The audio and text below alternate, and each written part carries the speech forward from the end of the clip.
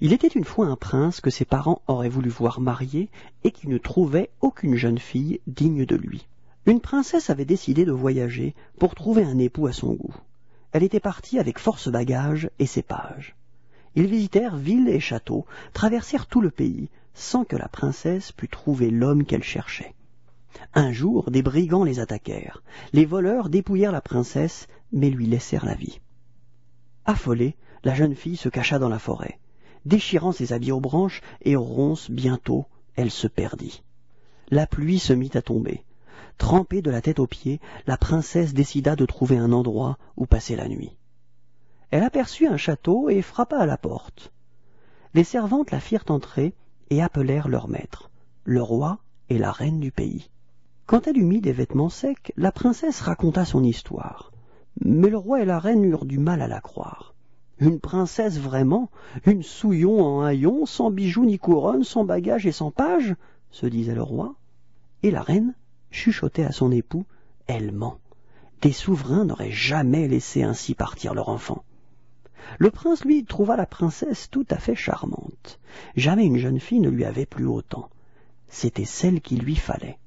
Dès que la princesse fut sortie, le prince alla trouver la reine et lui dit « J'ai enfin trouvé celle que je veux épouser. » La reine, bien ennuyée, lui répondit « Mon fils, on ne sait rien de cette jeune fille.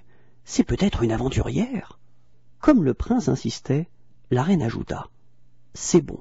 Pour en avoir le cœur net, j'ai une idée de ce qu'il faut faire. » Elle entra discrètement dans la chambre de la jeune fille qui était sortie et dissimula quelque chose sous son épais matelas. Après avoir longuement devisé avec le prince, la princesse alla se coucher. Elle s'installa dans son lit, mais ne put dormir.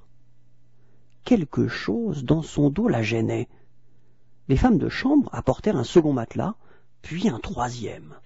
La malheureuse enfant passa une nuit épouvantable. Sans arrêt, les servantes apportaient de nouveaux matelas. Malgré les 7 matelas entassés, le sommeil la fuyait.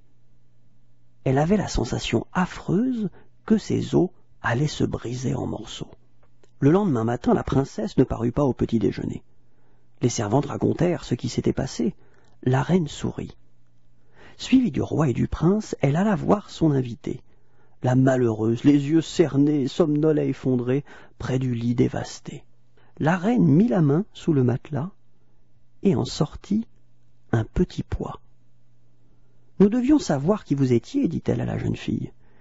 Et seule une véritable princesse pouvait avoir la peau si fine qu'un simple pois sous le matelas pouvait la blesser. » Le prince aussitôt demanda sa bien-aimée en mariage. Les parents de la princesse vinrent de loin pour y assister. Le prince et la princesse eurent beaucoup d'enfants et ils vécurent très heureux et très sages jusqu'à la fin des temps.